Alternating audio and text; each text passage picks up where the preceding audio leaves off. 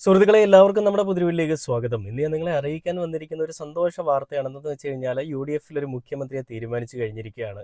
നീണ്ട 10 ദിവസങ്ങൾക്ക് ശേഷം, അതായത് ഇലക്ഷൻ്റെ റിസൾട്ട് വന്ന് 4-ാം തീയതി റിസൾട്ട് വന്ന് പിന്നീട് അതിനുശേഷം മുഖ്യമന്ത്രി ഇരുട്ടിൽ തപ്പുകയും കടലിൽ പെയിന്റ് അടിക്കുന്നത് പോലെയും ഐസ് കട്ടയിൽ പെയിന്റ് അടിക്കുന്ന പോലെയും വര വരയ്ക്കുന്നത് പോലെയും ഒക്കെ ഇവരെല്ലാ ആളുകളും മൂത്ത കൊങ്ങിയും ഇളയ കൊങ്ങിയും എന്നൊരു വ്യത്യാസമില്ലാതെ എല്ലാവരും ഒരുമിച്ചിരുന്നുകൊണ്ട് മുഖ്യമന്ത്രിയെ കണ്ടുപിടിക്കാനായിട്ടുള്ള തിരക്കിലായിരുന്നു. അപ്പം അങ്ങനെ 3, 4, 5, 6 ഇങ്ങനെ 6ഓളം മുഖ്യമന്ത്രിമാരായിട്ട് വരാനായിട്ട് ആഗ്രഹിക്കുന്ന ആളുകൾ കോൺഗ്രസിൻ്റെ കൂട്ടത്തിലുണ്ടെന്നുള്ളൊരു കാര്യങ്ങളൊക്കെ നമ്മൾ കണ്ടു. അങ്ങനെ കാര്യങ്ങൾ ഇങ്ങനെ പൊക്കോണ്ടിരിക്കുന്ന സമയത്ത് LDF ഭരണപക്ഷമായിരുന്ന LDF, ഹൃദയപക്ഷം അല്ലെങ്കിൽ ഇടതുപക്ഷം എന്നൊക്കെ പറയാൻ പറ്റുന്ന LDF പിന്നീട് മൗനം പാലിച്ചൊരു സൈഡിലേക്ക് മാറിയിരിക്കുന്ന കാഴ്ചകളൊക്കെ കണ്ടു അല്ലേ.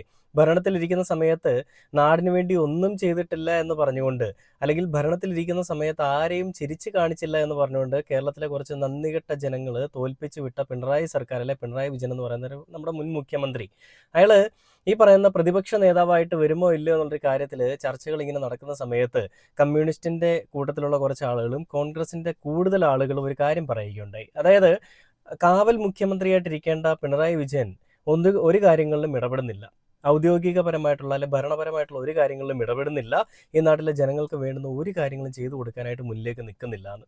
അതായത് നിങ്ങളൊരു കാര്യം ഓർക്കണം, ഭരണത്തിലിരിക്കുന്ന സമയത്ത് ആരെയും ചിരിച്ചു കാണിച്ചില്ല എന്ന് പറഞ്ഞുകൊണ്ടാണ് കേരളത്തിലെ ജനങ്ങൾ അയാളെ തോൽപ്പിച്ചത്. മുഖ്യമന്ത്രി എന്ന് പറയുന്ന ആ ഒരു നല്ല മനുഷ്യനെ തോൽപ്പിക്കാനായിട്ട് പ്രധാന കാരണമായത് അയാളുടെ കർക്കശ സ്വഭാവമാണെന്നാണ് പറയുന്നത്.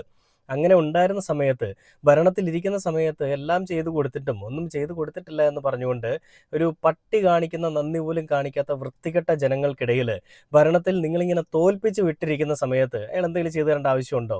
ഇപ്പം നിങ്ങൾ തോൽപ്പിച്ച് വിട്ടിട്ടും വയനാട്ടിലെ ജനങ്ങളടക്കമുള്ള വൃത്തികെട്ട ആളുകൾ, നാറികളെല്ലാം കൂടി തോൽപ്പിച്ച് വിട്ടിട്ടും ആ മനുഷ്യൻ എന്താണ് ചെയ്യുന്നത്? ഇപ്പോഴും അവർ പറഞ്ഞു വെച്ചിട്ടുള്ള കാര്യങ്ങൾ തീർപ്പാക്കാൻ വേണ്ടിയിട്ടുള്ള കാര്യങ്ങൾ ചെയ്യുകയാണ്.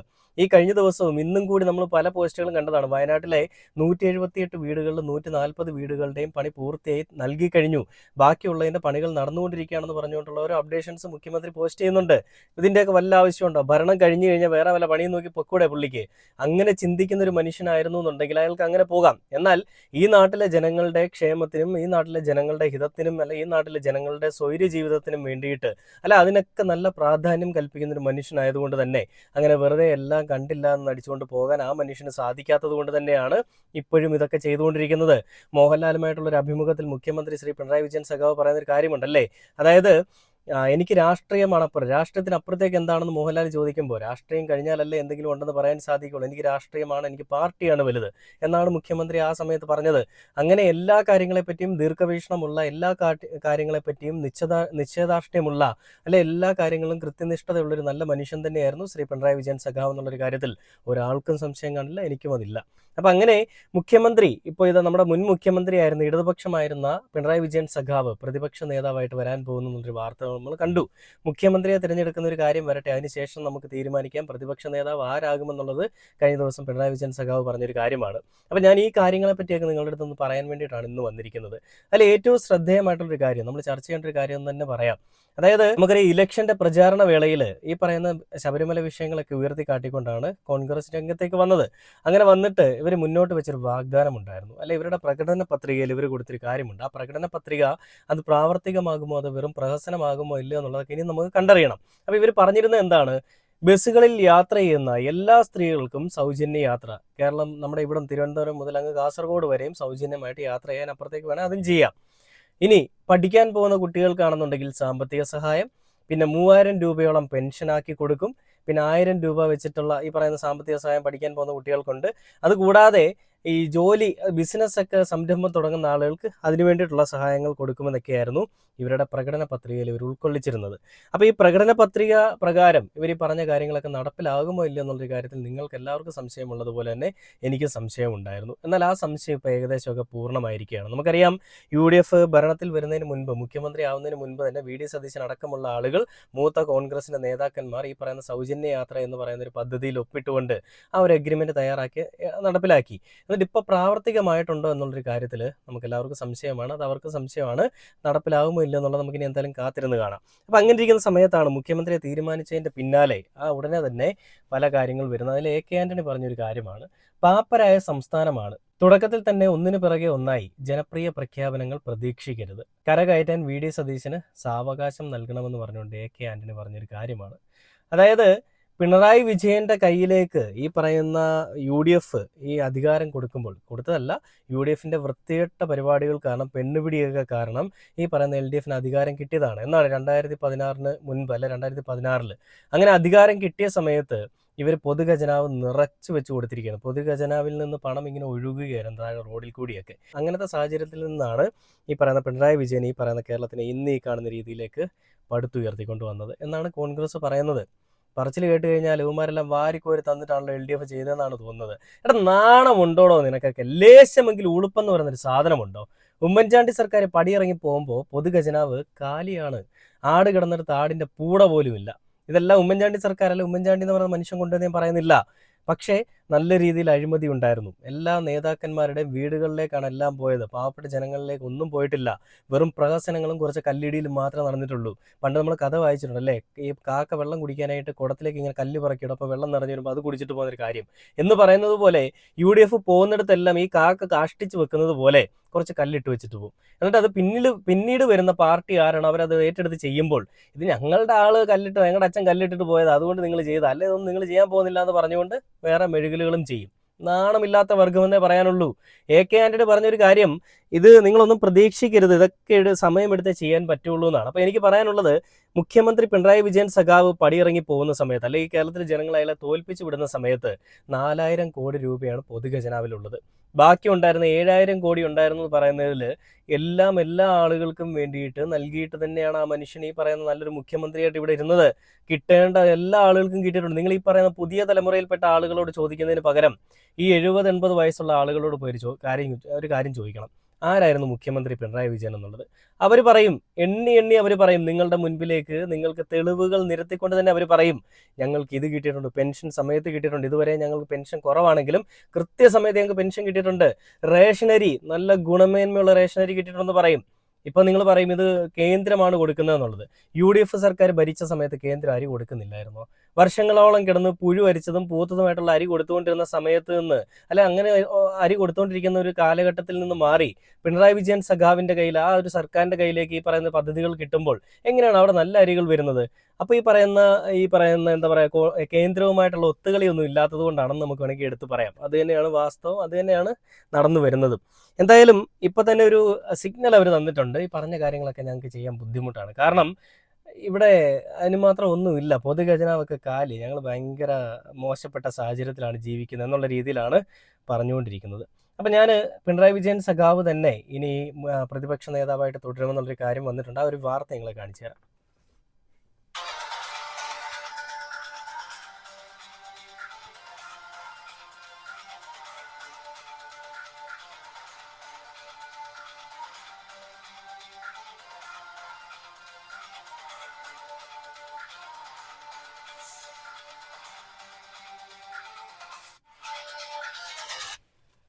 തുടരും പ്രതിപക്ഷത്തെന്ന് പറഞ്ഞുകൊണ്ടാണ് ആ ഒരു പോസ്റ്റ് വന്നിരിക്കുന്നത്. ഇനി ഞാൻ അസിത സഹീർ പറയുന്ന ഒരു കാര്യം കൂടി കേൾപ്പിച്ചു തരാം. പ്രതിപക്ഷ നേതാവായിട്ട് പിണറായി വിജയൻ വരുന്നു എന്ന വാർത്ത ഈ നിമിഷത്തിൽ വരുന്നുണ്ട്. അസിത ശരിക്കും ആലോചിച്ചെടുത്തൊരു തീരുമാനം തന്നെയായിരിക്കും. കാരണം പിണറായി വിജയൻ വി ഡി സതീശൻ നിയമസഭയിൽ നമ്മൾ ഒരുപാട് വീരോടെയുള്ള രംഗങ്ങളൊക്കെ കണ്ടു. ഇനി അത് തിരിച്ചാകുന്നു. മുഖ്യമന്ത്രിയായിട്ട് വി ഡി മറു റോളിൽ, അതായത് പ്രതിപക്ഷ റോളിൽ പിണറായി വിജയൻ.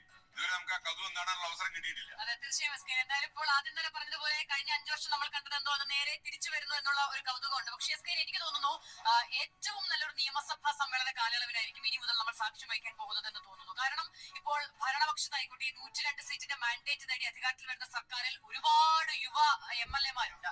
അവർക്ക് വളരെ സ്റ്റഡിയായിട്ട് തന്നെ കാര്യങ്ങൾ അവതരിപ്പിക്കുന്ന ആളുകളാണ്. ആ നിലയിൽ എല്ലാത്തിനെയും പൊളിറ്റിക്കലായി തന്നെ സമീപിക്കുന്ന ആളുകളുമാണ്. അപ്പോൾ സ്വാഭാവികമായും അത്തരം വിഷയങ്ങളിൽ അവർ എടുക്കാൻ പോകുന്ന സ്റ്റാൻഡ് എന്താണെന്നുള്ളത് നമുക്കറിയാം. പിന്നീട് അതിനെ നയിക്കുന്നത് സ്വാഭാവികമായും വി ഡി സതീശനാകുമ്പോൾ അത് ആ നിരക്ക് അത് അധിക പ്ലസ് ആകുകയും ചെയ്യുന്നുണ്ട്. അപ്പോൾ ഇപ്പോൾ ഇന്ന് AK ആന്റണിയുടെ ഒരു പ്രതികരണം വരികയാണ്. VD സതീശൻ AK ആന്റണി മുതിർന്ന നേതാവിനെ പോയി കണ്ട ശേഷം AK ആന്റണി മാധ്യമങ്ങളെ കാണുമ്പോൾ അദ്ദേഹം പറയുന്നത് ജനപ്രിയ പ്രഖ്യാപനങ്ങളൊന്നും നിങ്ങൾ ആദ്യമേ പ്രതീക്ഷിക്കരുത് എന്നാണ് പറയുന്നത്. അപ്പോൾ ഒരു മുൻകൂറായി തന്നെ അങ്ങനെ ഒരു നിബന്ധന മുന്നോട്ട് വയ്ക്കുന്നുണ്ട്. പക്ഷെ നമുക്കറിയാവുന്നതുപോലെ തെരഞ്ഞെടുപ്പിനെ നേരിടുന്ന സമയത്ത് ഇന്ദിരാ ഗ്യാരണ്ടി അടക്കം ജനകീയമായ ഒരുപാട് പ്രഖ്യാപനങ്ങൾ പ്രഖ്യാപിച്ചിട്ടാണ് കോൺഗ്രസ് ഈ തെരഞ്ഞെടുപ്പിനെ UDF നേരിട്ടത്. ഇപ്പോൾ ഈ KSRTCയിലെ സൗജന്യ യാത്ര അടക്കം നാളെ മുതലാണ് വാസ്തവത്തിൽ പ്രാബല്യത്തിൽ വരേണ്ടത്. May 15 എന്നാണ് പറഞ്ഞത്. അപ്പോൾ എന്തായാലും നാളെ നടക്കില്ല, അത് ഒരുപക്ഷെ നടപ്പിലാക്കുമായിരിക്കും. അതെന്നാണെന്നുള്ളത് അറിയില്ല. അതെ, അത് ഞാൻ പറഞ്ഞു വരുന്നത് സ്കേൻ. അപ്പോൾ അതുൾപ്പെടെ അതുപോലെ ആശാസമരത്തിൽ ആശമാരോട് ഉള്ള ഓണറേറിയത്തിന്റെ കാര്യത്തിൽ ഉൾപ്പെടെ അപ്പോൾ ഇത്തരം ഒരുപാട് വാഗ്ദാനങ്ങൾ UDF മുന്നോട്ട് വെച്ചിട്ടുണ്ട്. അപ്പോൾ സ്വാഭാവികമായും കഴിഞ്ഞ കാലത്ത് അധികാരത്തിലിരുന്ന LDF-നെതിരെ വിമർശനവുമായി ഉന്നയിച്ച കാര്യങ്ങളാണ് ഇത്തവണ അധികാരത്തിലെത്തുമ്പോൾ ഞങ്ങൾ നടപ്പിലാക്കാൻ പോകുന്നുവെന്ന് UDF മുന്നോട്ട് വയ്ക്കുന്നത്. അപ്പോൾ നേരിട്ട് ഒരു കോൺഫ്ലിക്റ്റ് അവിടെ വരികയാണ്, തർക്കങ്ങൾ വരികയാണ്, ചോദ്യങ്ങൾ വരികയാണ്. അപ്പോൾ അതിന് മറുപടി പറയാൻ സ്വാഭാവികമായും പിണറായി വിജയൻ തന്നെ ഉണ്ടാകുന്നു എന്നുള്ളത് ഏറ്റവും പ്രധാനപ്പെട്ട കാര്യമാണ്. ഇപ്പോൾ ഇന്നത്തെ AK ആന്റണിയുടെ പ്രതികരണത്തിൽ നിന്ന് നമുക്ക് മനസ്സിലാക്കേണ്ടത് ഇനിയുള്ള 5 വർഷക്കാലം എന്തൊക്കെ പ്രതിസന്ധി UDF സർക്കാർ നേരിട്ടാലും അതിന് കേരളത്തിന്റെ സാമ്പത്തിക നില അടക്കം സാമ്പത്തിക ഭദ്രത തകർന്നു എന്നതടക്കമുള്ള ഒരു വ്യാഖ്യാനത്തിലേക്ക് വരും. അപ്പോൾ അതിന് നേരിട്ട് മറുപടി പറയാൻ ഈ മറുഭാഗത്തുള്ളത് പിണറായി വിജയനാണ് എന്നുള്ളത് ഏറ്റവും പ്രധാനപ്പെട്ട കാര്യമാണ്. കഴിഞ്ഞ 10 വർഷക്കാലം ആ സർക്കാരിനെ തീർച്ചയായിട്ടും ഈ പറയുന്ന അസിത സഹീർ എന്ന് പറയുന്ന ജേർണലിസ്റ്റ് പറഞ്ഞത് വളരെ വ്യക്തമായിട്ടുള്ള കാര്യം തന്നെയാണ്. UDF ഇനി കാണിക്കാൻ പോകുന്ന പോരാട്ട നാടകങ്ങളും വൃത്തികേടുകളും തോന്നിവാസങ്ങളും എല്ലാം വിളിച്ചു പറയാനായിട്ടും അതിനെ ചോദ്യം ചെയ്യാനായിട്ടും ശക്തനായിട്ടുള്ളൊരു ഓപ്പോസിറ്റ് ലീഡർ വേണം. അതിന് പറ്റിയ ഒരാൾ ആരാണ്? ഇപ്പം നമ്മുടെ ഇടതുപക്ഷത്തിലുണ്ടായിരുന്ന നമ്മുടെ മുൻ മുഖ്യമന്ത്രിയായിട്ടുള്ള പിണറായി വിജയൻ സഖാവ് തന്നെയാണ്. ഞാൻ മുൻപ് പല വീഡിയോയിലും പറഞ്ഞതുപോലെ തന്നെ വലതുപക്ഷമായിട്ടുള്ള ഭരണപക്ഷം നന്നായിട്ട് വിയർക്കാൻ പോവുകയാണ്. അതിൻ്റെ കാഴ്ചകളൊക്കെ നമുക്ക് വരും ദിവസങ്ങളിൽ കാണാം. ഇതിൽ അസിത പറയുന്നതിനോടൊപ്പം തന്നെ ഞാൻ ഇന്ന് KN ബാലഗോപാലൻ എന്ന് പറയുന്ന ആൾ പറഞ്ഞൊരു കാര്യം ഞാൻ കണ്ടു. അദ്ദേഹം പറയുന്നത് പാപ്പരായ സംസ്ഥാനം എന്ന പ്രസ്താവന ജനക്ഷേമ പദ്ധതികളിൽ നിന്ന് പിൻവലിയാനുള്ള മുൻകൂർ ജാമ്യം UDF ജനങ്ങളെ കബളിപ്പിക്കാനുള്ള നടപടി ആരംഭിച്ചു കഴിഞ്ഞു എന്ന് പറഞ്ഞുകൊണ്ടാണ് ആ ഒരു പോസ്റ്റ് വന്നിരിക്കുന്നത്. ഇത് തന്നെയാണ് അസിത എന്ന് പറയുന്ന ആ കുട്ടിയും പറയുന്നത്. അതായത് ഇനി എന്ത് വന്നാലും ഞങ്ങൾ ഈ പറയുന്ന കാര്യങ്ങളൊന്നും നടപ്പിലാക്കി കൊടുക്കാൻ പറ്റിയില്ലെങ്കിലും കേരളത്തിന്റെ ഈ പറയുന്ന ഖജനാവിൽ ഒന്നുമില്ല എന്നുള്ളൊരു കാര്യമായിട്ട് ഞങ്ങൾ മുന്നിലേക്ക് വരുമെന്നാണ് പറയുന്നത്. ഒരു സാമാന്യ ബോധമില്ലല്ലോ യുവമാർക്ക് എന്നുള്ളത് ഓർക്കുമ്പോൾ എനിക്ക് നല്ല വിഷമമുണ്ട് കേട്ടോ. കേരളത്തിലെ ജനങ്ങളെ പറ്റി ഓർക്കുമ്പോൾ എനിക്ക് നല്ല സഹതാപവും പുച്ഛവും മാത്രമേ ഉള്ളൂ. നിങ്ങൾ തന്നെയാണ് ജയിപ്പിച്ചു വിട്ടത് അല്ലേ? നിങ്ങൾ വേറൊരു കാര്യം ശ്രദ്ധിക്കണം. ഇപ്പോൾ ഈ പറയുന്ന AK ആന്റണി പറയുന്നത് പൊതുഖജനാവിൽ ഒന്നുമില്ല എന്നാണ്. നമുക്കറിയാം വയനാട്ടിലെ ഫണ്ട് എടുത്ത് പുട്ടടിച്ച VD സതീശൻ അടക്കമുള്ള ആളുകളുടെ അടുത്ത് മാധ്യമങ്ങൾ ചോദ്യങ്ങൾ ചോദിക്കുമ്പോൾ അവർ പറഞ്ഞ എന്താണ്? KPCC പ്രസിഡന്റ് അടക്കമുള്ളവർ പറഞ്ഞ എന്താണ്? ഞങ്ങളുടെ കയ്യിൽ ഉണ്ടായിരുന്ന ഫണ്ട്, ഞങ്ങൾ സമാഹരിച്ച ഫണ്ട് തീർന്നു പോയിട്ടുണ്ടെങ്കിലും ഞങ്ങളുടെ പാർട്ടിയിൽ നല്ല ഫണ്ടുണ്ട്. ഞങ്ങളുടെ ഇന്ത്യൻ നാഷണൽ കോൺഗ്രസിന്റെ അക്കൗണ്ടിൽ നിറയെ ഫണ്ടാണ്. ഈ ഫണ്ട് എടുത്തുകൊണ്ട് ഞങ്ങൾ ആ പറയുന്ന വീടുകൾ 100 വീടുകൾ എന്ന് പറഞ്ഞിട്ടുണ്ടെങ്കിൽ 100 വീടുകളും പൂർത്തിയാക്കി കൊടുക്കുമെന്നാണ്.